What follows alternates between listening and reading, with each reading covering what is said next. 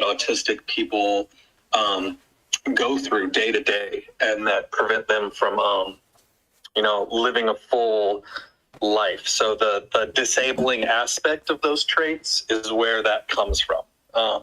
And when it's stated that it's a spectrum, it's not a linear from like a least autistic to more autistic thing. Like if I'm in a room as an autistic with like 10 other people who are all allistic or not autistic, I'm both the least and most autistic person in the room because I'd be the only autistic person in the room. But say it was like on this panel or in this room, let's say that Devin and I were the only autistics. We're neither more or less autistic than the other one. We are both the autistic people in the room. So yeah, the I'm trying to move away from getting upset by that phrase. We're all a little bit autistic, aren't we? Because no, we're not. Like you either are or aren't. It has to do with the way that your brain is structured. And if you stacked up all of the brain scans of all allistic people, you would see that they all line up. But if you stack any amount of autistic people's brains, they're all wired completely different from one another's and totally different from allistic or non-autistics. Amazing, man. Thank you for clearing that up, because I've heard that from so many people, and I wanted to dive into it, and I know I should have just came to you and DM'd you right away, because I know you would have set me straight, but thank you very much. I think that was a perfect way to get the answer right there, man. It's in a public forum, and I've been looking forward to hearing an answer like that for a while. I've been looking forward, just like you, Kyle. I think I've been looking forward to just asking Kyle one-on-one in the perfect environment, and I guess that perfect environment wouldn't have come. But so we're fortunate that we all got to get together today. Devin, did you have thoughts on the same conversation? I remember when we talked a week or so ago, you mentioned something about there being some turbulence about the concept of there being a spectrum. Is that correct? Yeah, so kind of like Homer said, it's not it's not linear. It's almost like a circle graph, and you have when you are autistic, you have certain things that you experience that maybe another autistic individual doesn't struggle with. And it's such a broad range of experience. And when it comes to,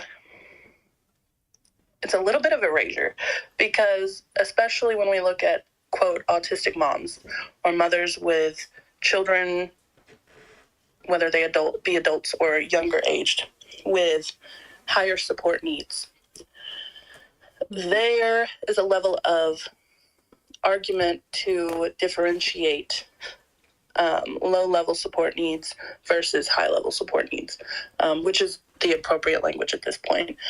You're not like my child. You seem normal, and that comes back to masking and all this other problem.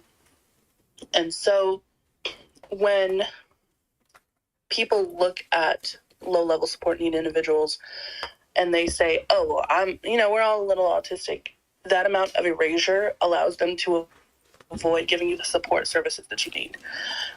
Just like you mentioned, that, and as a mother, I have a child who has, for the most part, low-level support needs, and he has a very high IQ, and that also comes in to impact masking and the way you navigate as an autistic individual.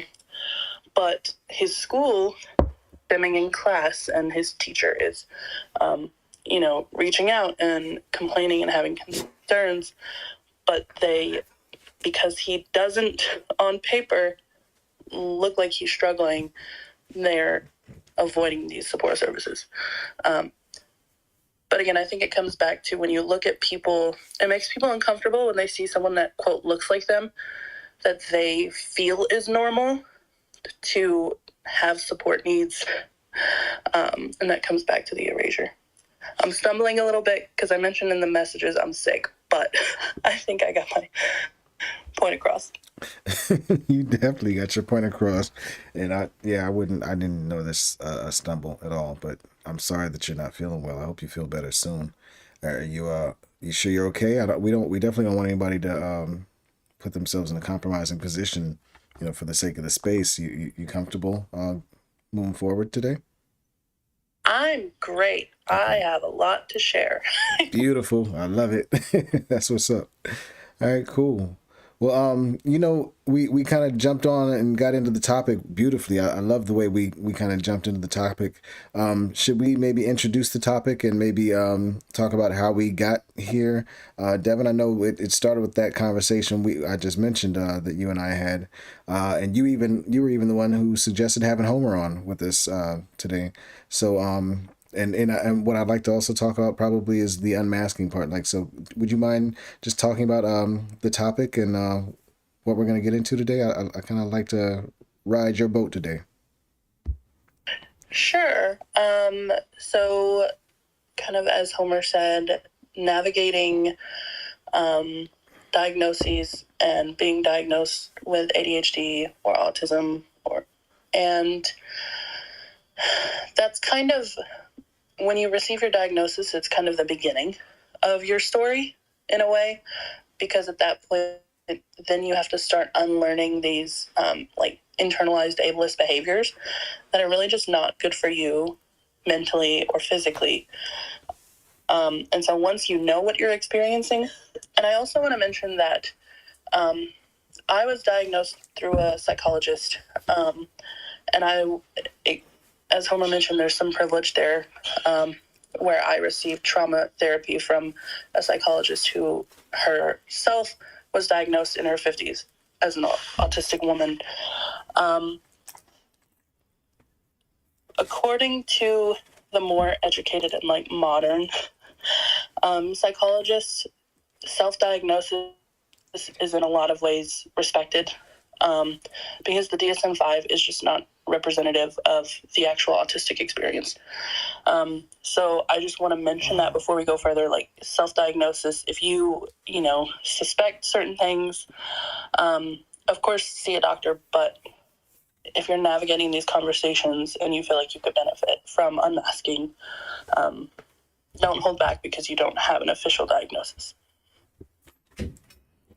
Wow, that was beautiful. That's, yeah, I'm kind of stuck. Hey, Homer, how are you feeling about the introduction? Do you have much to add there? Oh yeah, I'm always good to add to it, and mostly reiterate the thing Devin said about self-diagnosis being valid. University of Washington Autism Department has put out research that most people who suspect they're autism are autistic. It's because once you're aware of what autism is, you can look at your life through this lens, whether you've gotten the diagnosis officially or not. You can look back and see how all of your life there were things that were missing in your perception of experience or social situations. And this is particularly for late diagnosed, high masking, or undiagnosed adults is the reference that I'm coming from. So University of Washington, a lot of neurodivergent themselves, psychiatrists and psychologists and neuroscience scientists are particularly keen on promoting the self-diagnosis as a acceptable path, not only because it's a clinical diagnosis. Formerly, I think it was medical or clinical. I can't remember which one it is exactly. Sorry, but it's a list of criteria. So if you fit this criteria, you would receive the diagnosis. And the way that Devin said, the DSM-5, that's the Diagnostic Statistical Manual of, or it's anyway, it's the book that tells all these mental illnesses and in autism and ADHD, developmental disability, not necessarily intellectual or learning disability, but it's the way that our neurons prune basically when you're growing up.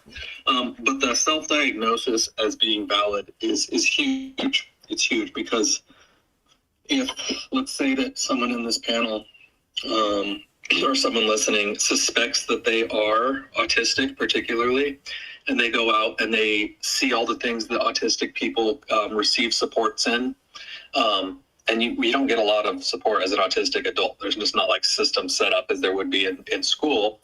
But if you go and support yourself in these ways and it benefits you, you are in no way hurting any autistic diagnosed individual. So my self-determined autism, while I am fortunate to benefit from seeking and receiving a diagnosis soon, it in no way hurts anybody. So there's a lot of fear and uncertainty and doubt around this self-diagnosis by watching a TikTok video.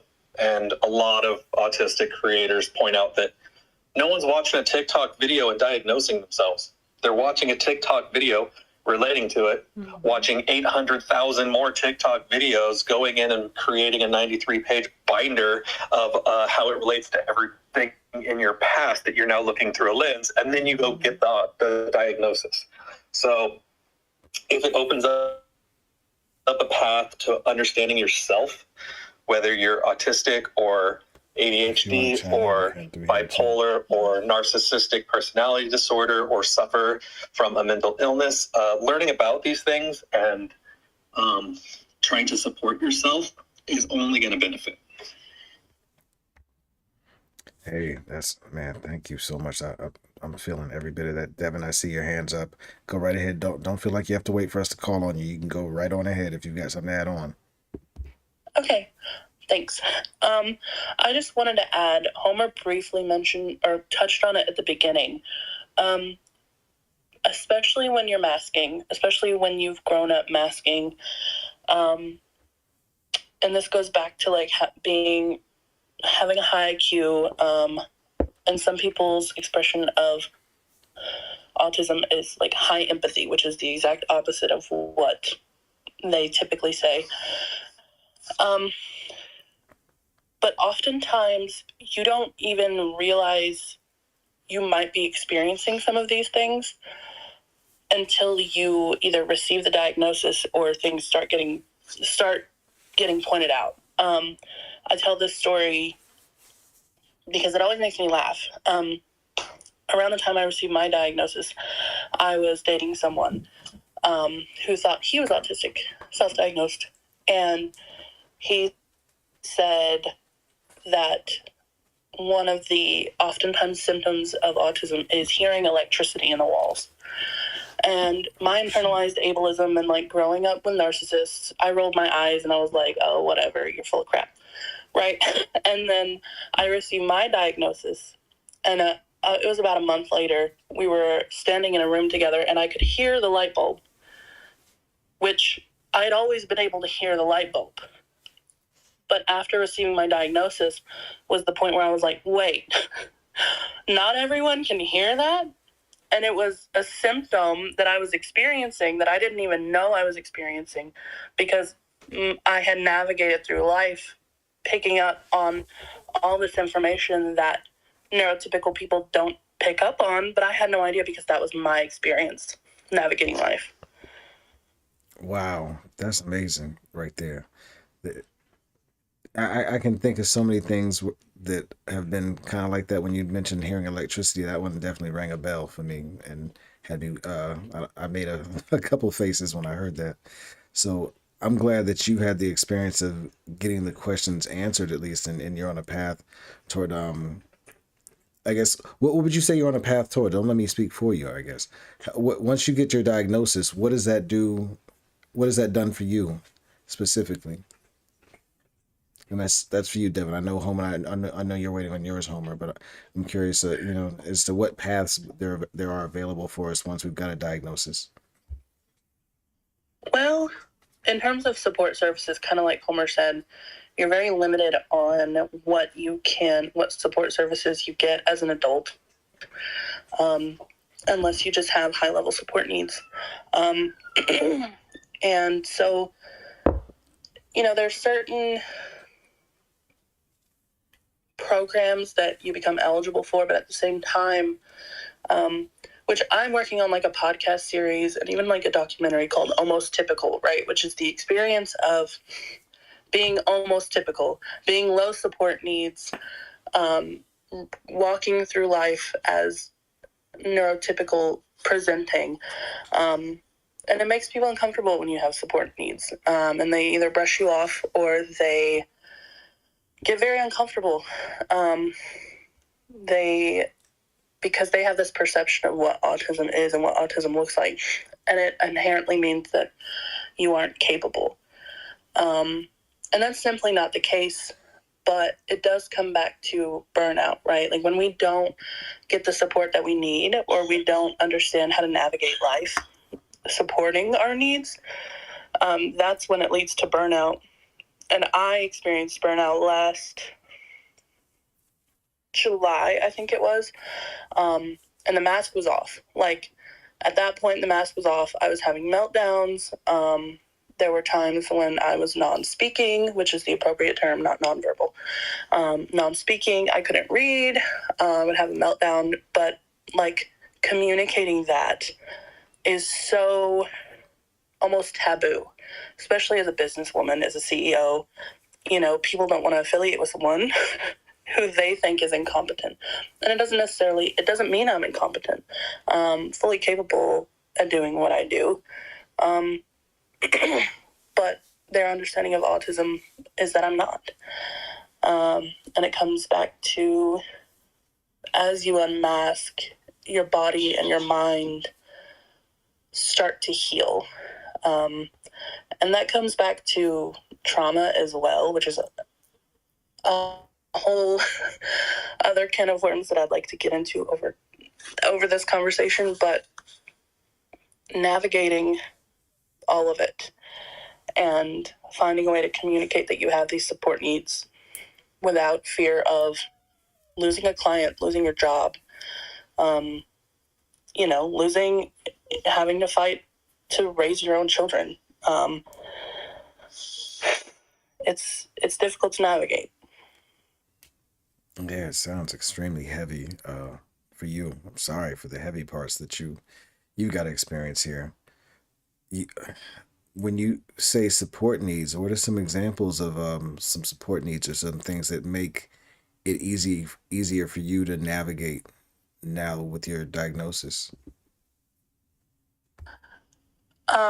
At the time, and I think Homer can attest to this, when you are in burnout, you are almost like non-functioning. It's almost impossible to do anything. And like I said, my partner at the time, he was an angel, and he was wonderful and supported me in a number of ways. But once my mask was off, and now stemming more often and allowing myself to stem. At this point, I don't even recognize that I'm doing it, or listening to my body when I have these needs, and doing what I need to. But that also comes back to healing the trauma and being able to communicate what you need, or to step out of a situation that you understand your support needs will not be valued or honored. Additionally. Hey, go right ahead, Homer. Oh, thank you for sharing that. That's heavy. Thank you. Oh, and also Devin and I were likely both going to have to raise our hand before being called on. That's like the regulatory thing that we do as autistic brain who have a pattern recognition and need to follow the rules. Anyway, aside from that, It helps to know. we are receiving like 42% more information at rest. When our brain's at rest, we are hearing things, seeing things.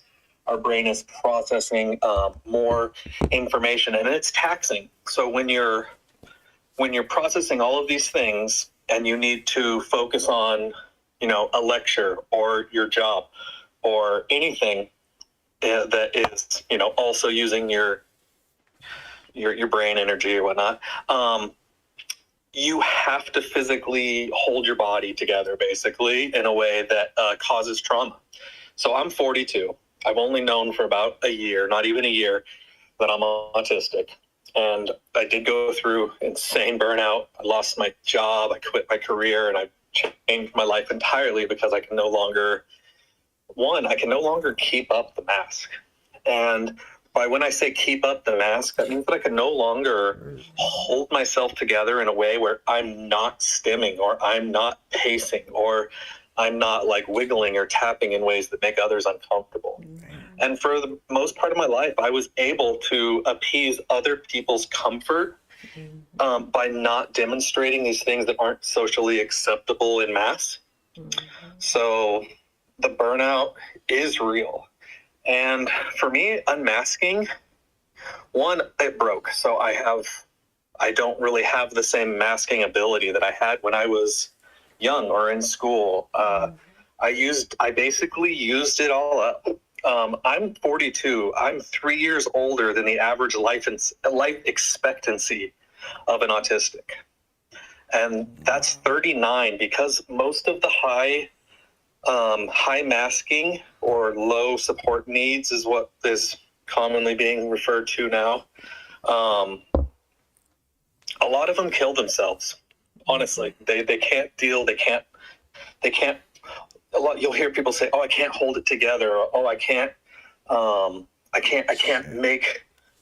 do this anymore." And a lot of it, I think, has to go back to presenting themselves in a way that's 100% socially acceptable.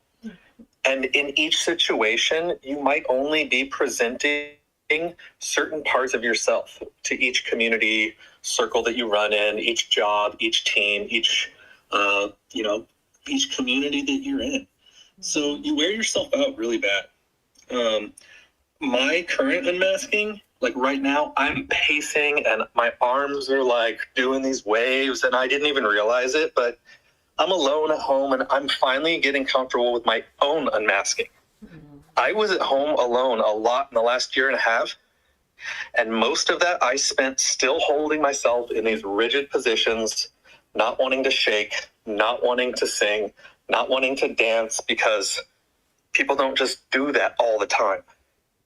And for me, it would benefit me. So unmasking is not just presenting your authentic self to the world. It's being okay to let your body do the things that it needs to, or follow the patterns that you use to get through something, and being comfortable with that yourself. And for some, like myself, I've started doing that in public because I'm not going to be perceived as a threat in most cases. I'm not going to be, where I lived, I might be perceived as like one of the homeless meth heads walking down the street, talking to themselves, waving their arms. And honestly, there's a good chance that some of those are also autistic. We deal with high suicide rates, high intoxication, narcotics abuse, things that we do to both, one, stimulate our brain because we need constant stimulation, but two, so that we're comfortable dealing with others in social situations. A lot of high masking autistics, myself included, especially when I was in college, I was a drinker. I was on a sports team and I traveled, and I did all of these things that were outwardly seen to be really social because I was in a big group. And I could sit by myself in that group, then I could get drunk and interact, or I could go do this team sport where I'm in a big group, but it's very much the same thing every day, routine, same conversations, very scripted, very easy for me to do the same thing for 9 years. Because I was comfortable and I enjoyed it. So unmasking for me, that's what it is. It's just becoming more comfortable with my body's needs and doing those when needed and not caring to hold them in for other people's comfort. Man, that's got to be brave, one. But two, it's got to be so liberating. I mean, I related to so much of what you described in there, especially like Yanni will tell you, she notices that when I have conversations that require me to really think, that I can't not move. I have to be moving. I have to be pacing. Most of the time when I'm on these spaces, I'm walking around the house, pacing. It's all very familiar. And the fact that you guys have both mentioned that there have been high suicide rates, and there have been some people who probably been diagnosed with mental illnesses because of the fact that they're walking around undiagnosed, that definitely hits home as well. I too left one career that of IT work for 20 some years, that I thought was going to be everything I did for the rest of my life, and on the drop of a dime, after some traumatic stuff going on in life, decided, you know what, I don't ever want to do that again. And I've found so many other ways to tap into creative faculties I didn't even know I had as a result. So I can definitely relate, and hearing your stories is definitely inspiring. One other thing that you guys, I've heard you both mention in this conversation too, and you guys can pick and choose, where you want to go based on my rambling here, is you guys have both mentioned feeling privileged because of the something in your travels or journeys here. Is now, I know I don't have anybody who can kind of speak who's either been diagnosed by some quote unquote professional or self-diagnosed, but can you guys kind of speak to privilege as it pertains to autism, ADHD, and unmasking as well in this case? Thanks, please, Devin. And Homer, thanks for the tip about the raising of the hand too. That was helpful. I appreciate you helping me understand that. But Devin, please. Yeah, we very much so don't want to like walk over under other people, like talk over other people, so it's super uncomfy. So I think I recognize that I've had the privilege to receive psychological support, to receive my diagnosis, to see a trauma specialist. And in a lot of ways, a lot of people don't have that privilege. The way I got to that privilege is kind of, like no one's like, oh, I'm privileged to have to see a trauma specialist, right? But I've had the opportunity to go see a doctor like that who is well-informed, well-educated, and knows what she's talking about. And I do want to kind of talk a little bit about privilege and like massive trigger warning before I move forward as a woman navigating autism. So again, massive trigger warning. But if you look at women, just in general, 1 in 3 women is going to be sexually assaulted in their lifetime. When you look at autistic individuals, we are 2 times more likely to experience abuse of any kind. And then that specific kind of assault, especially, you are 7 times more likely to re-experience it after you've experienced it the first time. So, and then that comes back into the trauma of feeling, this level of incompetence. When you are masking and you are causing trauma to your body and your brain, that causes physical damage to your brain. I think Shaw saw the TikTok video where I talked about the science of trauma, and it physically damages your brain. So that further impedes your ability to function, and it perpetuates this idea that you are incompetent and incapable. So as a woman, almost doubly or triply so, you have to maintain this mask because, and I'm sure Homer experiences it to a degree. There are people who pick up on maybe the fact that you are, I don't even know how to describe it. I don't know the appropriate word, but almost a level of kindness, almost a level of willingness. Like you believe that people have their best interests for you. And as a woman, having to learn that, like, no, or being taught that you have to mask, especially when you're growing up, and your family wants you to act normal. You're taught that you do what you're told and you don't communicate your needs, which further, leads to instances of abuse, assault, things like that, right? So because you're taught that you're not allowed to say no. I was 27 years old when I was diagnosed, and I realized, like, I didn't understand that I could safely say no, right? And that's a massive problem, and that comes with growing up with internalized ableism and, being susceptible to these people who don't have your best interests at heart, who might see, it's almost like the bad people see, but the people who could support you don't recognize that you have these needs. And that feeds into the privilege or the lack thereof, and this dynamic intersectionality of experiencing life as an autistic person. Wow, that's beautiful. it's it's not beautiful in the sense of what you have to deal with or what you have to navigate, and the fact that masking is almost impossible, I guess, for you to avoid in many cases. But I see we've got a question from Cable. Cable, thanks for coming in, brother. How you doing? Hi, what's up? How are you guys doing today? Just fine, thank you. Appreciate you coming to the space. Yeah, I just wanted to talk to you. Like, I wanted to talk about, like, wanted to, like, kind of, like, hear what you guys thought about the fact, because you were talking about how, like, you mask and, like, I feel like that there's a privilege in being that, like, masking person, especially, like, growing up, you know?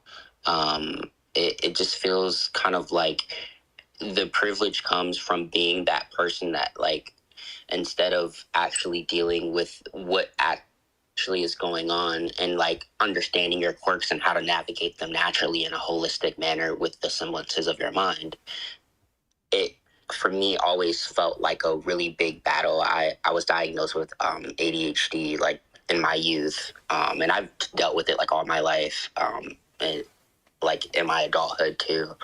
But I stopped taking medicine, and I always just felt like it was such a big semblance to, like, adapt to the norm of, yes, you should take this pill because it's going to make you just like everybody else. And it's like, yeah, I know I would be like everybody else, and probably even greater than everybody else, because the imbalance in my brain makes it so my brain goes, like, super fast. But, like, if I slow it down, I'm able to focus on everything.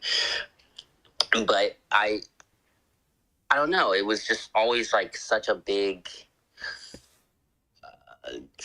it was just a big, like, problem, because I always just felt like I was battling myself, or, like, battling two people. And it made me feel like I kind of split my personality in half, like, for a long time, because I would say to myself, like, I miss that guy. Like, at first when I started taking medicine, it was like, yeah, okay, finally I can shut all of these emotions off, and I can be stoic, and I can focus on what I'm trying to do. But I knew that I was a zombie, and then afterwards it was like, okay, I really love that person. And then it was like, well, what about me? Like, the sober me, the guy that, you're throwing the blanket over, the dead body in the living room, who is that? And it's like, oh yeah, don't forget about him. He's the person that likes to smile and bring joy to everyone. And it was just like, like, you're just tearing worlds into two. So I just kind of wanted to hear people kind of, like, talk about their semblances with that. And, their, especially from the autism perspective, because this is such a different perspective that I've never heard before. If it's all right, I'd like to speak. So there's a conversation about whether masking is a privilege or not. Because in some cases, when you are able to mask, for those of us who are able to mask, we can kind of navigate through life seeming, quote, normal. But at the same time, we're doing massive amounts of damage to our brain and our body. But then we also don't have to navigate as much kind of the social discomfort. But when you talk about taking medicine for ADHD, or, like, masking versus non-masking, part of the conversation, especially in recent years, is autism a disability, or does the world that we live in make it a disability, right? Like, the world that we live in is built for neurotypical people. If we lived in a world that addressed our support needs and allowed us to live as we are and as we need to be, would it really be a disability? And, I don't, dependent on your support needs, but then again, if you're receiving the support you need, then not really, right? Getting to show up. And, ADHD, I also have ADHD. In a lot of ways, we exist in a world that is supposed to be go, go, go, and we have to produce constantly, and we have to be productive constantly. And so an ADHD doesn't lend itself to that, right? Like, ADHD does not promote this productivity. But additionally, the conversation about neurodiversity comes back around when you're talking about other mental illnesses that really do hinder functioning capabilities. I'll bring it back to my son. We're not 100% sure what his diagnosis is, right? But in order for him to go through life, he has to be on medicine right now. And that's really difficult as a mother, as an autistic woman, as someone also living with ADHD. But he experiences symptoms that are dangerous to himself and others. So it comes back to, in what ways are you hindered? What symptoms you have and how they impact your life. And I have friends with ADHD who are not able to function at all. And I have friends with ADHD who, it's just a little quirkiness, right? So it comes back to the symptoms, and part of it is building a society where we are allowed to express ourselves without these preconceived notions, so that we can really address and support the people who are dealing with things that can't be navigated. Thank you, Devin. Thank you so much. Homer, I saw your hand go up. If you wouldn't mind, give me 1 second. Kyle, I know we haven't reset the room. Maybe it's a good time for us to do a quick reset on the room. And I know I jumped and took the intro at the beginning. Do you want to do the reset for us here, bro? Yeah, man, I've just been quiet, taking all this in. I'll do my best. I'll probably stumble over this, but hey guys, we're NFT Voices. Our mission is to create a thriving community where creative misfits feel empowered to collaborate and drive the narrative in the NFT space by communicating empathetically, collaborating enthusiastically, and putting people before profits. My brain's occupied. I'm very much tripping over my words. I'm taking all this in, a lot of good information. I just want to thank everybody that's here. The space is recorded, so if you're listening to the recording, thanks for joining us. Go ahead, Homer. Awesome. Hey, thanks for holding this space. Anyway, I did want to talk a little about comorbidity. And as I've been looking into autism, particularly as my the diagnosis that I'm in the process of pursuing, I've been looking at a lot of statistics about percentages and all the different things that could happen. And I think a lot of what Devin was speaking about in terms of society being what disables autistics and ADHDers and others with some developmental disabilities, a lot of that is 100% by society, because if we weren't held to these societal norms that are unwritten and that we don't have a list of right in front of us that we could adhere to, which wouldn't be hard if we knew fucking rules, but we don't understand those social cues, those dynamics of things that are written between the lines and expected, because we're direct communicators. Our words are what they mean, and if it's taken out of context or in another way, ask us and we'll describe to you exactly how we meant it and why, because it should have come that way. But so like ADHD and autism are highly comorbid. I think if it's ADHD, you're like 60 to 80% more likely to also have autism. And if you're autistics, I think it's like a 70% chance that you're ADHD. So technically you're more likely to have both than either. And there was a long time where these were not diagnosed concurrently. You would get one or the other. So a ton of misdiagnosis happens with the comorbidities. A lot of people who receive these borderline or bipolar or a lot of different personality disorders, yeah, they might have those, but they might also have autism, or it might be directly related to misdiagnosed or undiagnosed autism. As for, I think we need to loop back to the privilege thing, especially when it comes to unmasking. I think in the autism world, I might be one of the most privileged there is. I'm white. That comes with a huge amount of inherent, things built into society that don't discriminate against me or see me as a threat in any way. I'm a man.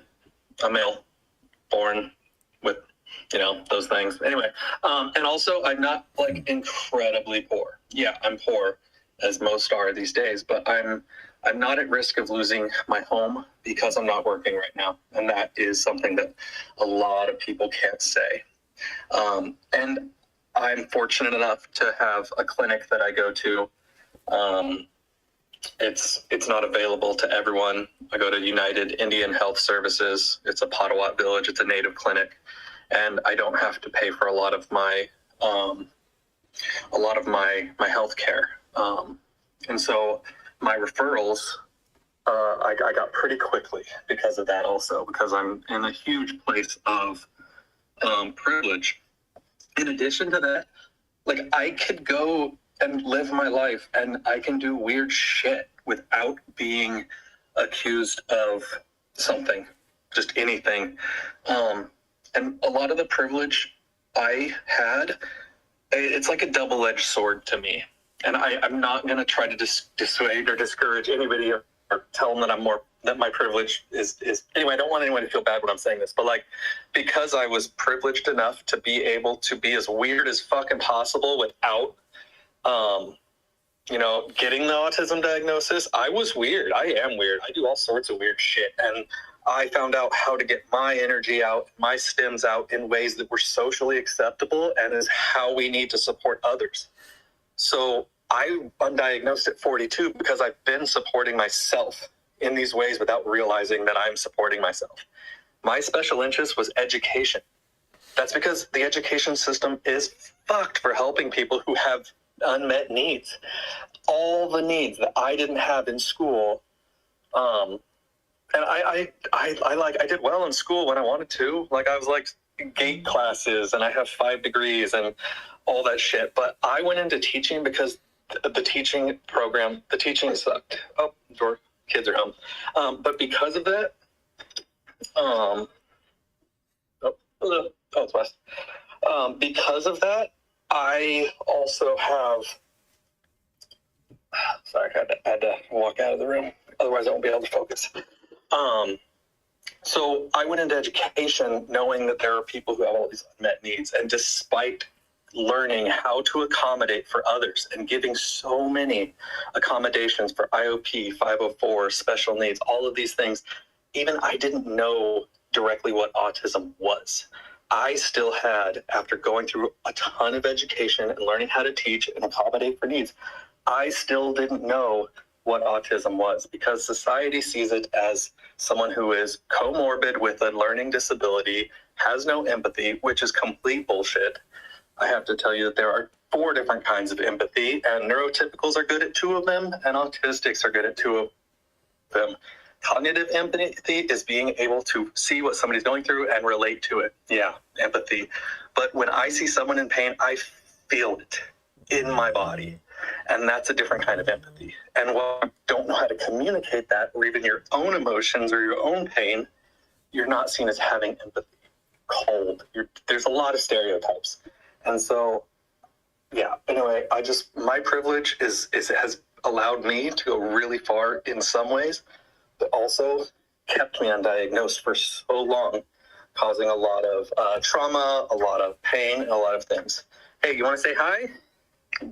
Nope, toddler doesn't say hi. Anyway, I'm going to mute. Yo, thank you for that, Homer, man. hi to the toddler first. But man, you really touched me at the core with the whole story there. I'm really interested in hearing more and more detail about, how you've been able to uncover and discover things about you, and kind of what the process was like in some of those key like milestone moments there for you and Devin both. But we are getting close to the top of the hour too, so I'm wondering if you guys may want to extend this and do another week on this, because we don't like these spaces to go beyond an hour. How do you guys feel about doing a follow-up on this next week? I would be open. Yeah, I love that. Okay, Homer, how do you feel next week? Good.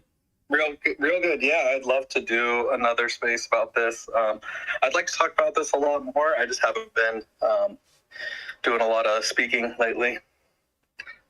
Yeah, are you okay? Is it everything going okay for you? Is it just not speaking by choice?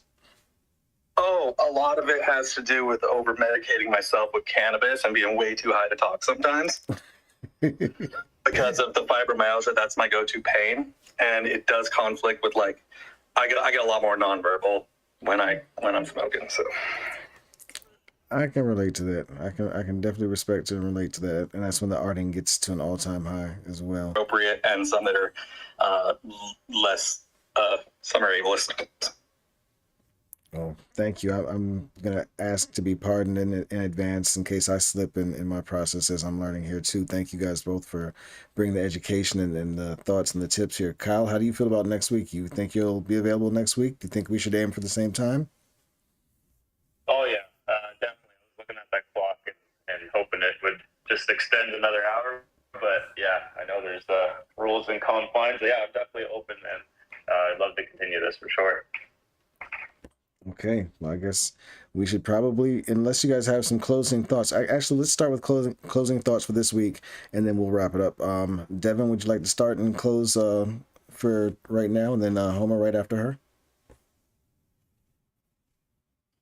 Sure. I just hope that, I am thankful for NFT Voices and everyone for hosting me. And I share my story in a very blunt and an open way. Maybe it's the autism, but because I want to help people understand that they're not alone, and that, even the more uncomfortable parts of navigating this are just as important, because all of it is part of our story. Beautiful. Thank you so much. Homer, you got some closing words for us, brother? Yeah, as always, thanks again for holding spaces that can contribute to moving forward in public discourse on these. The thing that I would want to end on is just reiterating that for autism particularly, self-diagnosis is valid. And if you're giving yourself supports for anything in life that doesn't take away or harm from someone else, it shouldn't matter. So support yourselves in any way you need, and asking for those supports is really uncomfortable, but it's going to allow you to then go on and help others. Yeah, thank you very much for that. Hey, Cable, I know you had a chance to speak here. I'd love to offer you a moment to say a couple parting words as well, if you'd like. Do you have anything you'd like to share with us?